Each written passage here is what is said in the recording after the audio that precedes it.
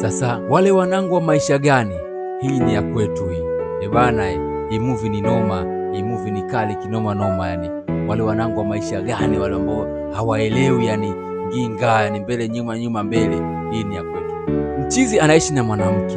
Yani huyu mwanamke Mwamba ameenda kumtolea mahali nyumbani kwao, na hivyo hapo walipo wanasubiri siku ya ndoa. Yani Mwamba amelipa mahali, na kwenye kulipa mahali wazazi wakaamua kumkabidhi mkewe, yani nenda ukaishi na mkeo huko, sisi tunasubiri hapa tarehe ya mahali tuje tujue sisi tunasubiri hapa tarehe ya ndoa tuje tujue tunachezeshaje watu waweze kufunga ndoa.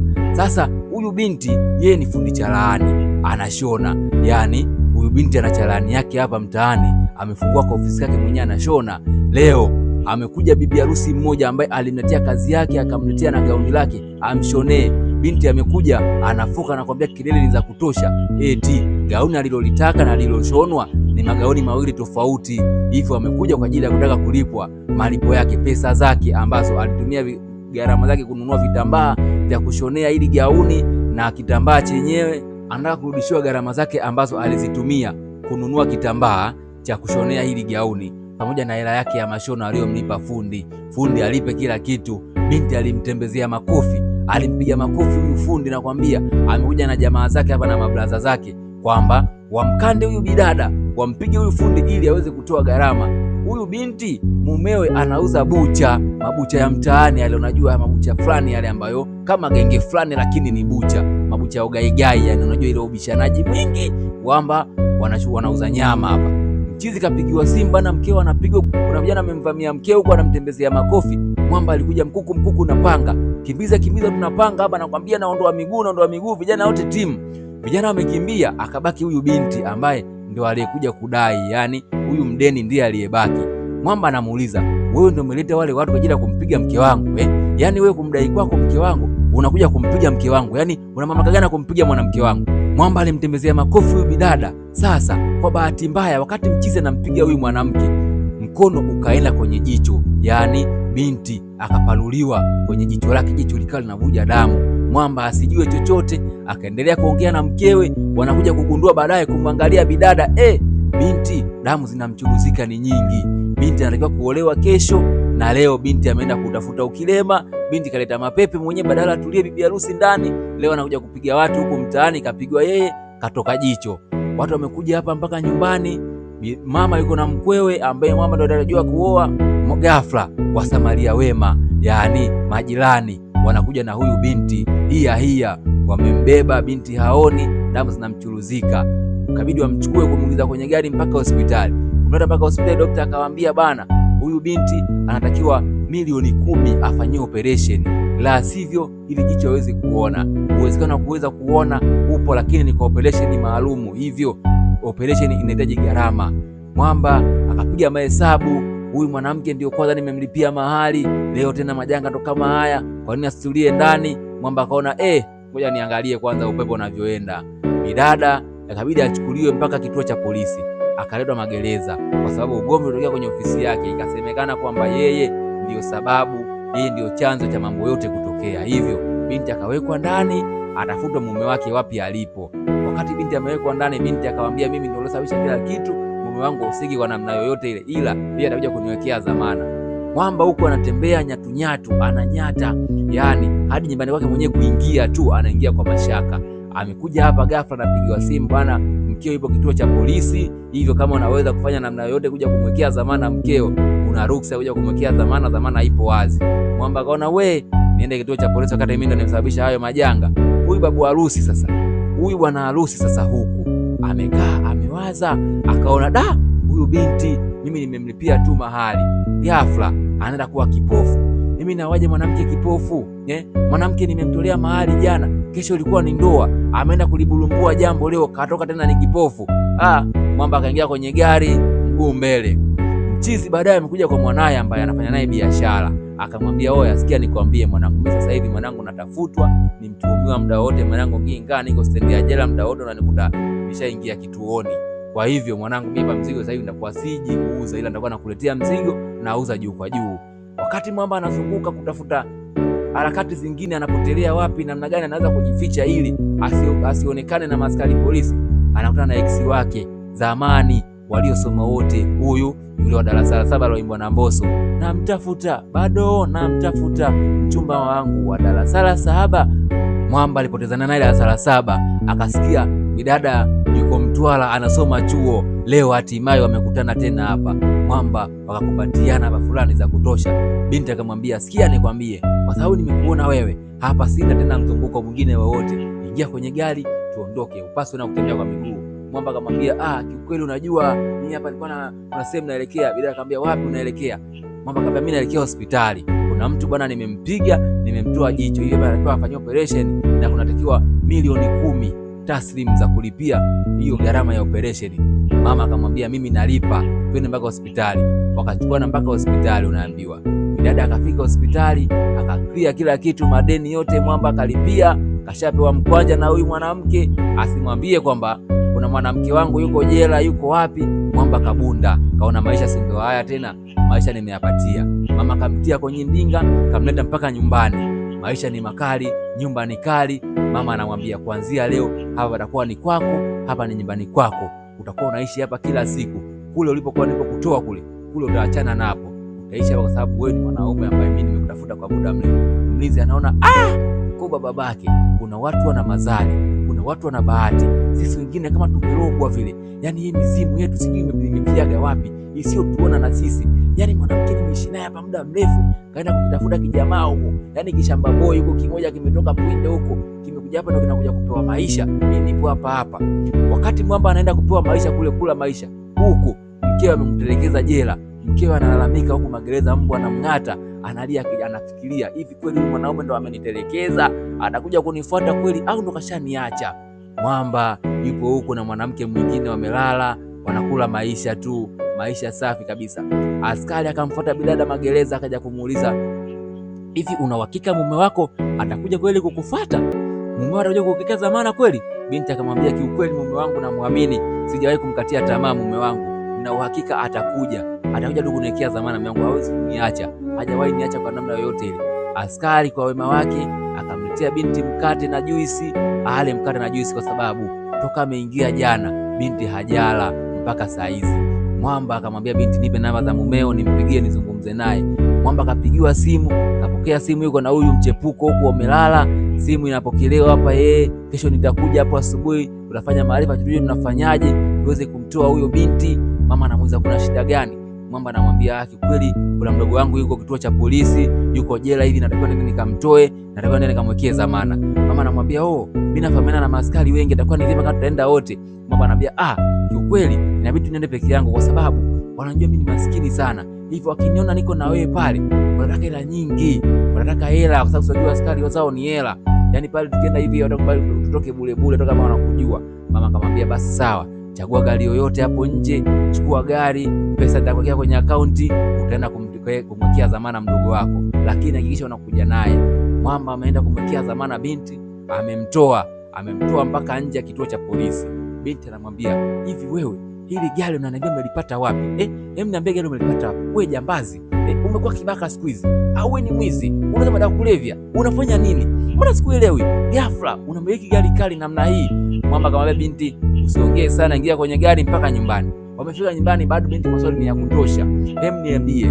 Mwamba anamwambia, kiukweli sikiza nikwambie, hili gari ni la kwetu, lakini kama utatuliza akili, utatuliza kichwa, tutakuwa na mengi zaidi ya haya. Mimi kuna sehemu nimepata mchongo wa kupiga hela. Sasa inabidi utulie na huo mchongo. Wewe inabidi uje, lakini usije kama mke wangu. Wewe inabidi uje kama dada yangu, yani last born wetu. Wewe unakuwa dada yangu wa mwisho, yani mdogo wangu wa mwisho kwenye uzao wetu. Wewe ni wa mwisho, hakuna mwingine kama wewe. Yani last born vinanyekaganyekaga sana. Sasa tukirudi kwa kipofu huku, alienda kulibulumbua jambo, kwenda kupiga watu mtaani, hatimaye kawa kipofu. Baada ya operation kukamilika, kitambaa bado kimefungwa, daktari akawaambia uwezekano wa binti kuona utakuwa ni mdogo sana, utachukua muda mrefu kuweza kuona. Kitambaa kitatolewa, lakini hata kitambaa tukikitoa inabidi atembelee miwani kwanza, hawezi kuona kwa kipindi hichi. Kama Mungu atatenda miujiza, anaweza akaona, la sivyo binti hawezi kuona. Mama amekaa na mwanae anampigia mkwe. Mitoko ni mingi, mara na safari nyingi za kikazi, leo sipo nasafiri, mama utanisamehe sana, mimi naenda nje ya nchi na kurudi nipanapo majaliwa ya Mungu, sijui ni lini, sijui kama nitarudi au sitarudi, Mungu ndo anayejua ratiba zangu. Mama akaona hii ngoma ishakuwa ngumu mwanangu, yani hapa hakuna ndoa, hakuna muoaji, hakuna mume, mwanangu ushachacha. Mwamba ikabidi amfuate mkewe kuja kumpanga vizuri, apangike, mwanamke apikike, kwamba sikia nikwambie, sisi tunapiga tu hela, tunatoa mikwanja yetu, tunapotea, tuje tuishi maisha mazuri, tuishi maisha ya kifahari, tusiishi maisha haya. Mtu akijilengesha kwenye mchongo, sisi tunapiga hela, tunapita hivi. Mbona analalamika kitu gani? Binti akapangwa, binti akajaa huku kwa mshua huku. Mama leo kuna mdogo wake anamwambia, hivi dada, hivi unatumia akili kweli? Yaani ukamchukue mwanaume mtu mzima na midevu yake ambaye hujui huko alikuwa anaishi vipi, umlete hapa tena na dada yake, hivi unawaamini? Unawajua vizuri? Mama akamwambia, sikiza nikwambie, niache wewe, fanya yako, niache na mimi nifanye yangu. Ni mwanaume ninayempenda na kumwacha siwezi, hivyo huwezi niambia chochote. Mama ndio kwanza akatoa simu akampigia yeye, yuko wapi? Nipo huko leo, nimemfuata mdogo wangu lastiboni wetu, tunakuja muda sio mrefu. Mama sawa, nakusubiri, fanya haraka. Mwamba amekuja hapa na binti amepangika, ameingia kwenye ndinga, huyu hapa mpaka kwenye mjengo wa kishua. Wamefika na kumbatiana, binti akapiga kelele, jamani, tena mbona hivi tena hadharani?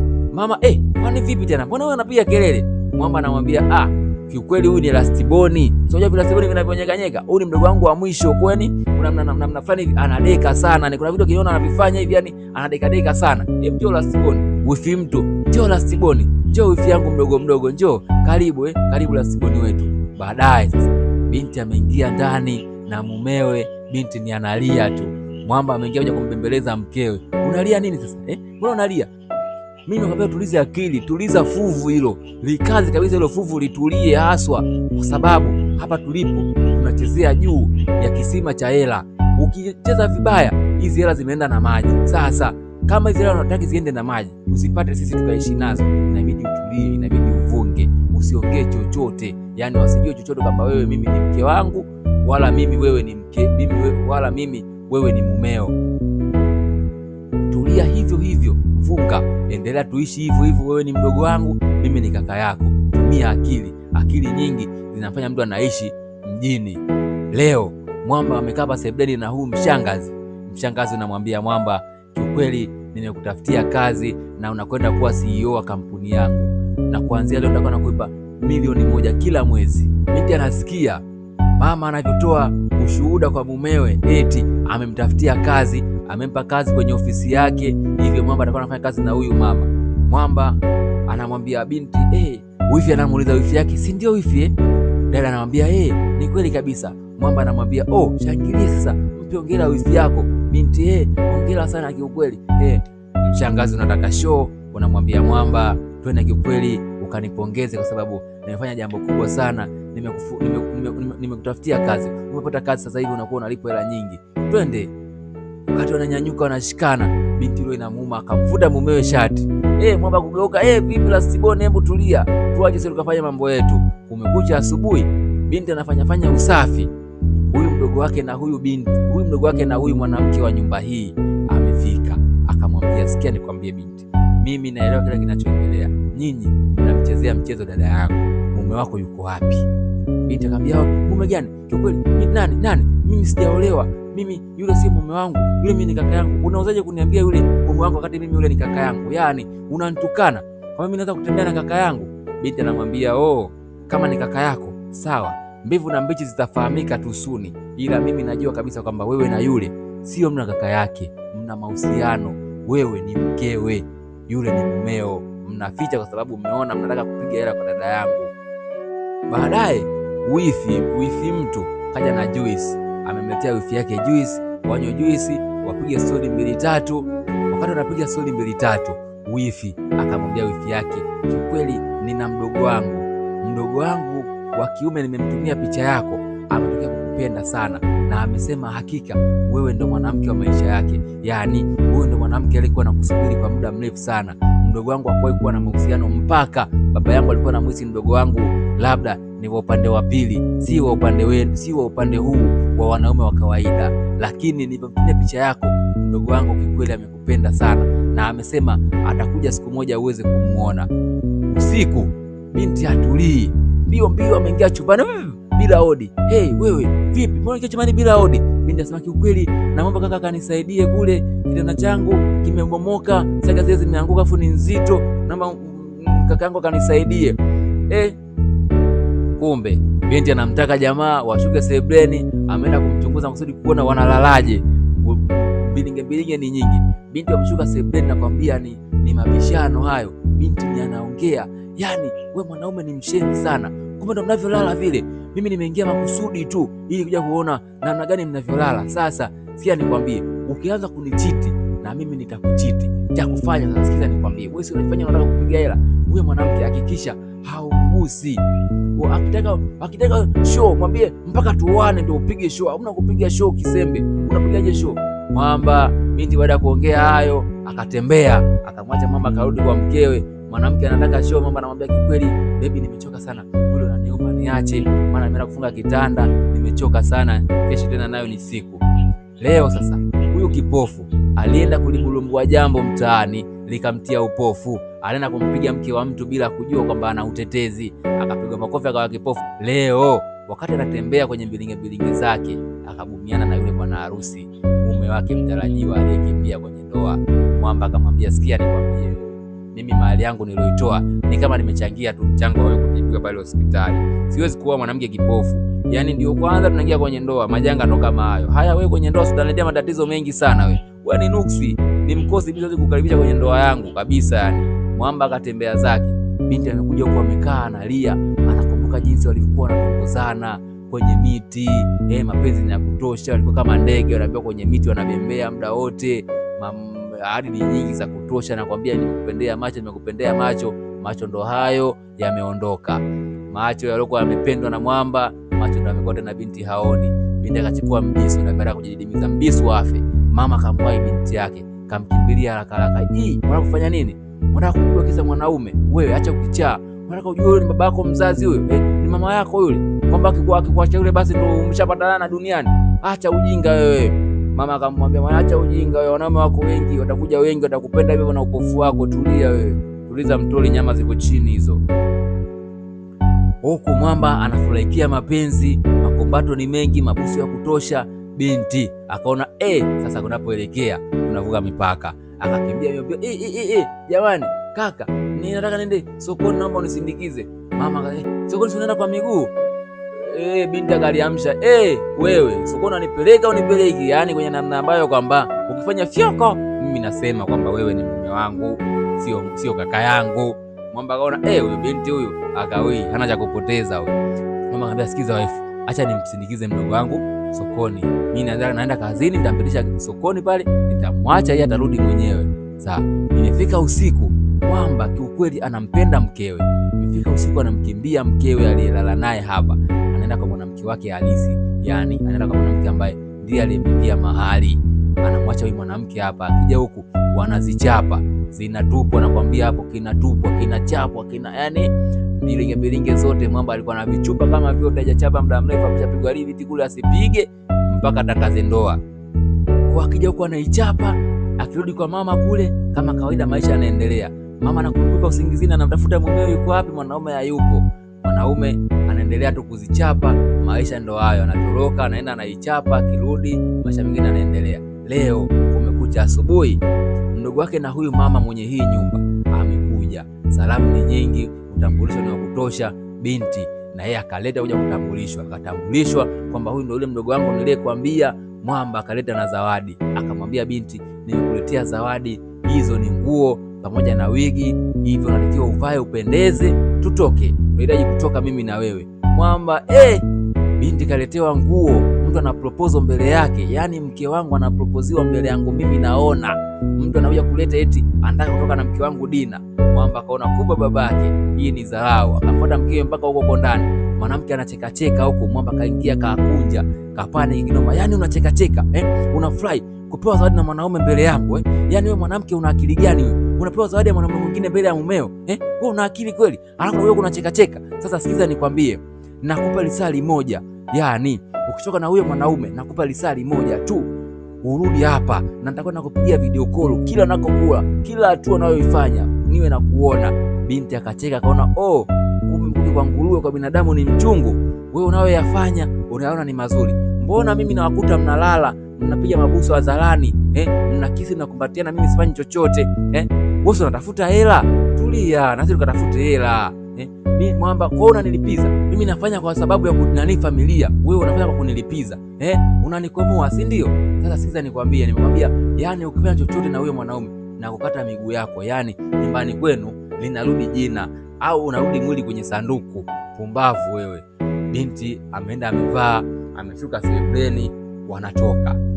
Mwamba kila kiangalia roho inamuuma, anampenda sana mkewe, ila maisha ndio anamfanya aigize maisha haya anayoyaishi sasa. Lakini kuhusu kumpenda mkewe, kiukweli anampenda sana mwanamke wake, yani hayuko radhi kumwacha mkewe, mpaka anakosea kiti cha kukaa. Mama anamwamsha, umekalia sehemu sio.